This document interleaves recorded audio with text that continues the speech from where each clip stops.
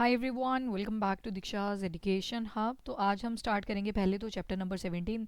कल मैंने आपको 18 बोल दिया था डायरेक्टली, बट अभी हमारा 17 चैप्टर रहता है कि जब हमने डिमांड रखी सेल्फ रूल की और स्वराज की। ठीक है। अब इससे पहले क्या हो चुका था, नेशनल कोऑपरेशन मूवमेंट हो चुका है, जो डिसाइड तो हुई थी कि नॉन वायलेंट तरीके से हम कंडक्ट करेंगे, पर कहीं ना कहीं वो हो नहीं पाया। और गांधी जी उसको नाम भी दे देते हैं हिमालयन मिस कैलिकुलेशन का, कि हमसे कैलिकुलेशन ठीक से नहीं हो पाई कि ये रूप भी ले सकती है मूवमेंट। बाद में हमने स्ट्रॉन्ग रिएक्शन देखे नेताजी सुभाष चंद्र बोस और जवाहरलाल नेहरू जी की तरफ से। राइट। तो ये सारी चीज़ें हमने पिछले लेक्चर में कर ली थी। उसके अलावा दो इंपॉर्टेंट इंसिडेंट जिनकी वजह से एनसीएम और वीकर हो जाती है, तो कौन कौन से थे? एक तो मपिला रिबेलियन, ये हम बहुत पहले पढ़ चुके हैं जब रिवोल्ट्स हम पढ़ रहे थे। उसके अलावा चौरी चौरा मूवमेंट, ठीक है, तो 1922 का। तो ये सारी चीज़ें हो चुकी हैं। तो अभी नेशनल मूवमेंट जो है वो अपने रेडिकल फेज में आ चुकी हैं। रेडिकल मतलब कट्टरता की फेज में आ चुकी हैं।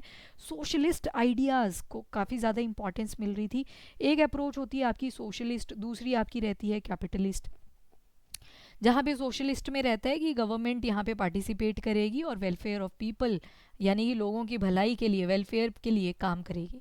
और वहीं पे दूसरी तरफ है आपकी कैपिटलिस्ट अप्रोच। कैपिटलिस्ट में क्या होता है, प्राइवेट हैंड ज़्यादा रहता है और मेन फोकस रहता है कैपिटलिज्म में पैसे के ऊपर, कि कैसे ज़्यादा से ज़्यादा पैसा डेवलप किया जाए।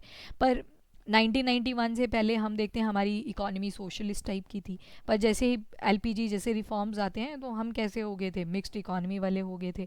तो अभी क्या है, सोशलिस्ट आइडियाज़ चल रहे हैं, नेशनल स्ट्रगल की तरफ हम चल रहे हैं। बहुत सारे क्रांतिकारी इमर्ज हो रहे हैं जो फोकस कर रहे हैं कैसे न कैसे हम अपना स्वराज अटेन करें। ये जो आइडियाज़ थे ये और ज़्यादा स्ट्रॉन्ग हो जाते हैं जब लीडरशिप आती है जवाहरलाल नेहरू और सुभाष चंद्र बोस जी की। जो फर्स्ट ऑल बंगाल कॉन्फ्रेंस होती है स्टूडेंट्स की, वो अगस्त मंथ 1928 को हुई। अगस्त मंथ था, 1928 ईयर था। जवाहरलाल नेहरू जो थे उसके प्रेसिडेंट एक्ट कर रहे थे। जो ऑल बंगाल कॉन्फ्रेंस हुई थी ABC, कहाँ पे हुई थी? तो ये हुई थी आपके बंगाल वाले क्षेत्र में। जवाहरलाल नेहरू वहाँ पे उसके प्रेसिडेंट थे। अगस्त 1928 के अंदर ये हुई।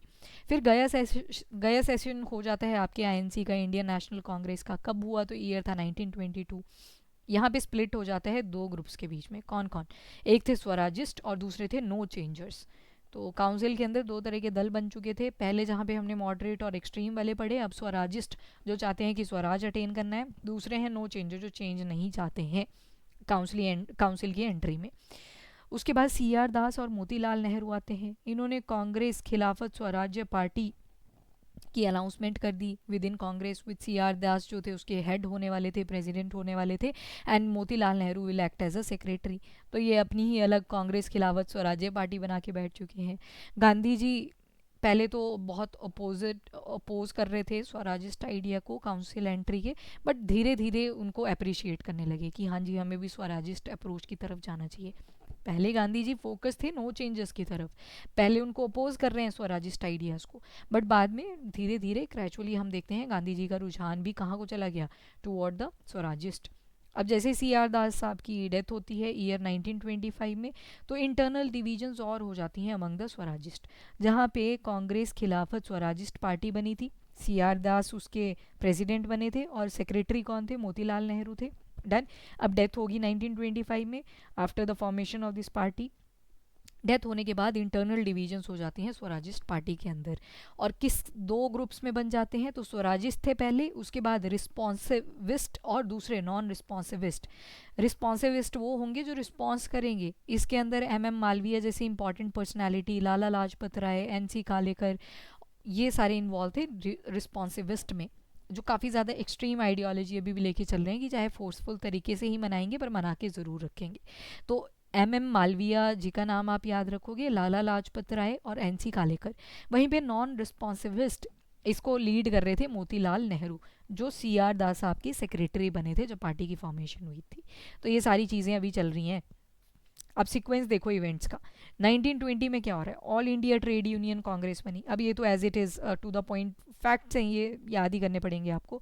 तो 1920 में हम क्या देखते हैं? All India trade union Congress की फॉर्मेशन होती है। Along with this communist party बनती है इंडिया की। और कहाँ पे बनी थी? तो ताशकंद वाले एरिया में बनी थी। ठीक है, ताशकंद। और किसने इसको लीड किया था? तो MN रॉय साहब ने लीड किया था। ये 1920 में हुआ।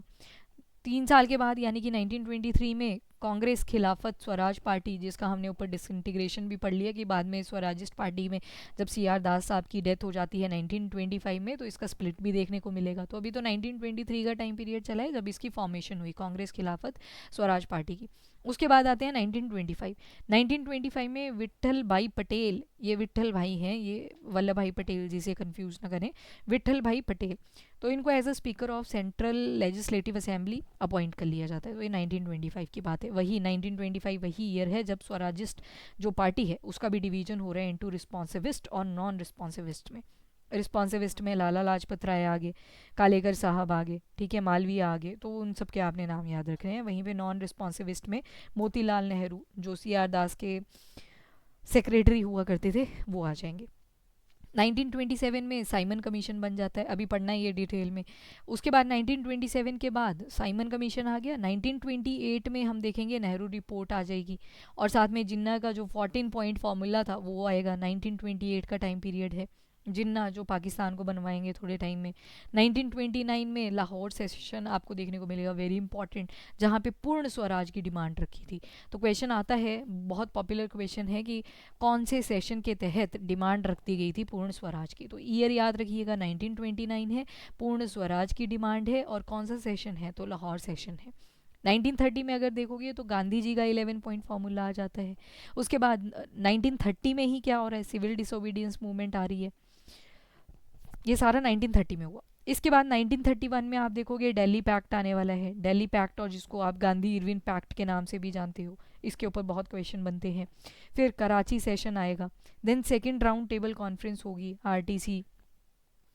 उसके बाद 1932 में हम देखेंगे कम्युनल अवार्ड्स आ जाएंगे। अब देखो ये जो कम्युनल अवार्ड वाला क्वेश्चन था ये आपसे पूछा गया है पंजाब की सिविल सर्विस एग्जाम में, तो इसको भी आप ध्यान रखोगे। पूना पैक्ट भी आ रखा है उसमें 1932, तो दोनों एक महीने का गैप था दोनों के बीच में। तो जैसे कम्युनल अवार्ड ये अगस्त मंथ में आएंगे और पूना जो पैक्ट था ये साइन होगा सितंबर मंथ के अंदर। तो क्रोनोलॉजिकल क्वेश्चन आया हुआ था, काफ़ी टफ बोलूँगी मैं, क्योंकि एक सिक्वेंस अगर आपको पता नहीं था तो you won't be able to answer that particular question. उसके बाद 1932 में ही आप देखोगे थर्ड राउंड टेबल कॉन्फ्रेंस आ जाएगी। 1935 में government of India act pass होने वाला है, जिसको आप बोलते हो GOI एक्ट 1935। ये हमने शॉर्ट वीडियोस में भी करा था, और उसके बाद जब बीच बीच में टॉपिक्स आए थे तब भी ये कंप्लीट किए थे। 1937 में प्रोविंशियल इलेक्शंस होंगे, टेम्परेरी इलेक्शंस होने वाले हैं। 1939 में सेकेंड वर्ल्ड वॉर की तैयारियां शुरू हो जाएंगी और कांग्रेस मिनिस्ट्रीज अपनी रेजिग्नेशन देने वाले हैं। तो अब हम स्टार्ट करने वाले हैं 1927 ईयर से, जहाँ पे साइमन कमीशन आएगा। साइमन गो बैक के नारे भी लगते हुए दिखेंगे थोड़ी देर में। तो गवर्नमेंट ऑफ इंडिया एक्ट आ चुका था 1919 में, और इन्होंने क्या किया, एक कमीशन अपॉइंट करने की जो अप्रूवल थी वो दे दी थी। 10 years from date of passing of the act to study the progress of governance scheme and suggest new steps required.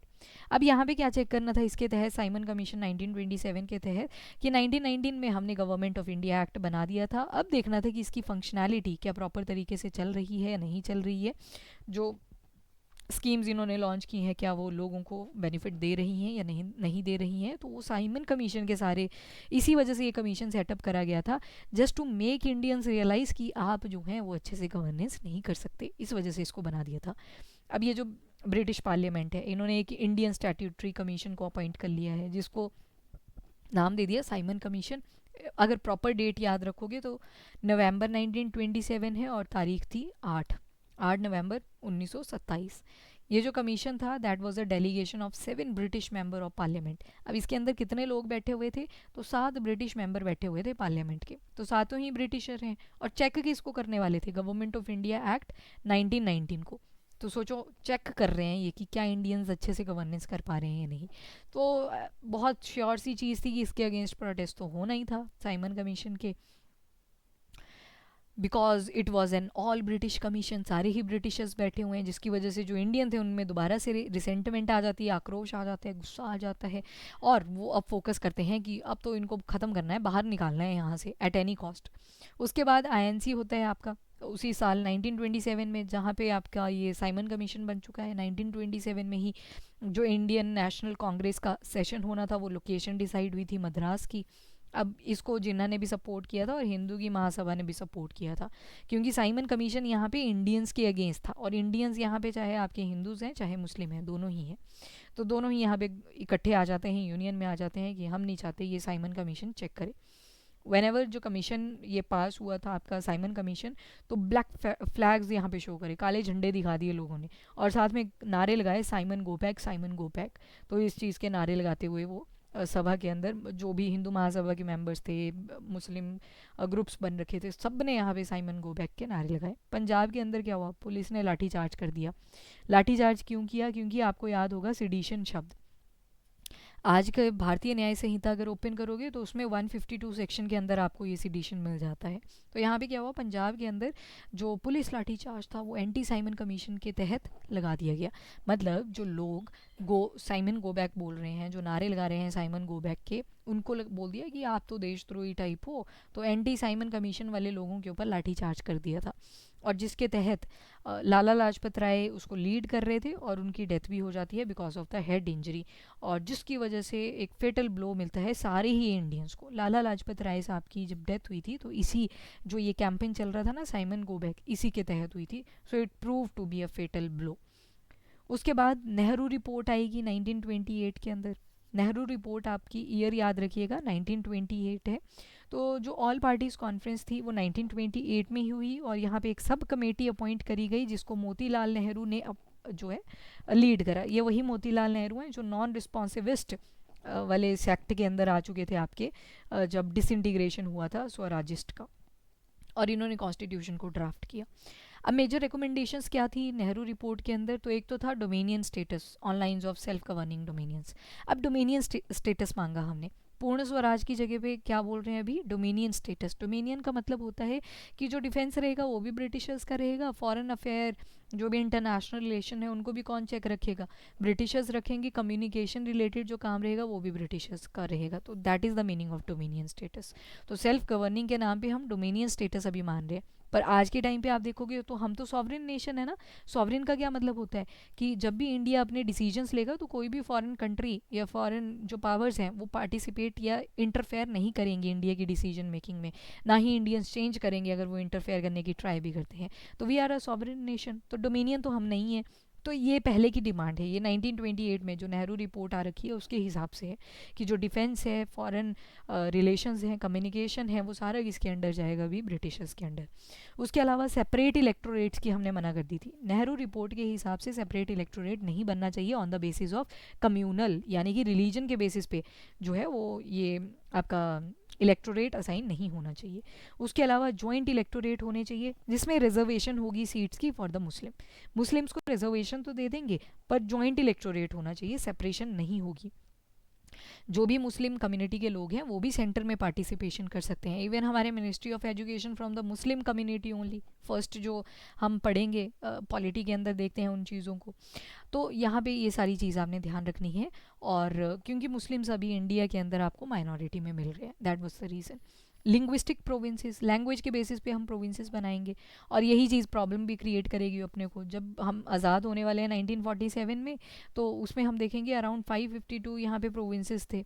तो लिंग्विस्टिक प्रोविंस यहाँ पे बनाने की रिपोर्ट के हिसाब से अप्रोच रखी गई थी। 19 फंडामेंटल राइट्स का मेंशन किया गया जिसमें equal rights for women, right to form union and universal adult suffrage. Universal adult suffrage का मतलब है कि सभी को वोट करने का अधिकार रहेगा। ये डिसाइड नहीं होगा कि क्या उनका जेंडर है, क्या उनकी कास्ट है, कहाँ भी उनका बर्थ हुआ था, ये चीज़ डिसाइड नहीं करेगा। That is the universal adult suffrage. और 19 फंडामेंटल राइट्स का यहाँ पे मेंशन करा गया था जिसमें इक्वालिटी आती है और इक्वल राइट दिए जाएंगे वीमेन को, और यूनियंस भी बनाई जा सकती हैं। तो इक्वालिटी तो हम पढ़ते ही हैं, आपका आर्टिकल 14 है, ठीक है, 15 है, 16 है, तो ये सारे they talk about the right to equality. और इसके बाद यूनियन की जब बात आती है आर्टिकल 19 आ जाता है आपका, राइट। और 17 आपका अनटचेबिलिटी था, 18 जिसमें टाइटल्स नहीं होंगे। तो ये सारे तो खैर पॉलिटी में देखेंगे, पर अभी ये चीज़ें चल रही हैं। इंडिया की जो पार्लियामेंट है एट द सेंटर, कितने मेंबर हैं टोटल, 500 मेंबर हैं। हाउस ऑफ रिप्रेजेंटेटिव जिनका टेन्योर 5 साल का है, 200 मेंबर की सेनेट है जिसका टेन्योर 7 साल का है। प्रोविंशियल काउंसिल्स हैं जिनका टेन्योर अगेन 5 साल का है। तो याद रखिएगा जो हाउस ऑफ रिप्रेजेंटेटिव्स बना उसका टेन्योर, हाउस ऑफ रिप्रेजेंटेटिव मतलब जो आज की राज्यसभा होती है, तो वैसे याद कर लो इसको। तो इनका जो टेन्योर था वो 5 साल का था। सेनेट का अगर देखोगे टेन्योर तो 7 साल का था। अगेन प्रोविंशियल काउंसिल्स का टेन्योर देखोगे तो 5 साल का था। प्रोविंशियल काउंसिल्स को कौन हेड करेगा, तो गवर्नर कर रहा है यहाँ पे। इसके अलावा टाइम कितने मेंबर्स थे, तो हाउस ऑफ रिप्रेजेंटेटिव में आप देखोगे 500 मेंबर हैं, और वहीं पे सेनेट के अंदर देखोगे तो 200 मेंबर हैं। और अलॉन्ग विद दिस प्रोविंशियल यहाँ पे तो वेरी करेगा from one province to another province. Culture को प्रोटेक्ट किया जाएगा, रिलीजियस इंटरेस्ट को प्रोटेक्ट करा जाएगा विद रिस्पेक्ट टू मुस्लिम्स, और कंप्लीट सेपरेशन कर दी जाएगी स्टेट की फ्रॉम द रिलीजन। गवर्नमेंट की कोई इंटरफेरेंस नहीं होगी रिलीजन पे। इसी वजह से कोई भी अगर रिलीजियस फेस्टिवल होते हैं तो उनके दिन छुट्टी दे दी जाती है जो इम्पॉर्टेंट वाले होते हैं। और जो मेन मेंबर बने कमेटी के वो थे, एक तो तेज बहादुर सप्रू, सुभाष चंद्र बोस, MS अने, मंगल सिंह, अली इमाम, शोभ कुरैशी एंड GR प्रधान। तो ये कुछ मेन मेंबर्स बने थे इन कमेटीज़ के। अब डिमांड मुस्लिम लीग के लिए इमर्ज कर चुकी है, और नेहरू रिपोर्ट के अंदर नहीं था ये, क्योंकि नेहरू जी ने तो पहले ही बोल दिया ज्वाइंट इलेक्टोरेट रहेगा, कोई ऐसे सेपरेट इलेक्टोरेट नहीं बनेगा। और ये ब्रिटिशर्स का एक बहुत बड़ा फंडा था कि हम सेपरेट इलेक्टोरेट का कॉन्सेप्ट लेके आएंगे, और जो हिंदू मुस्लिम खुद को भाई भाई बोलते हैं उनके बीच में डिवीजन कॉज कर देंगे। तो नेहरू रिपोर्ट के अंदर मुस्लिम लीग का कोई मेंशन नहीं था, जिसकी वजह से जिन्ना लेके आते हैं 1929 के अंदर 14 पॉइंट्स मार्च 1929 को।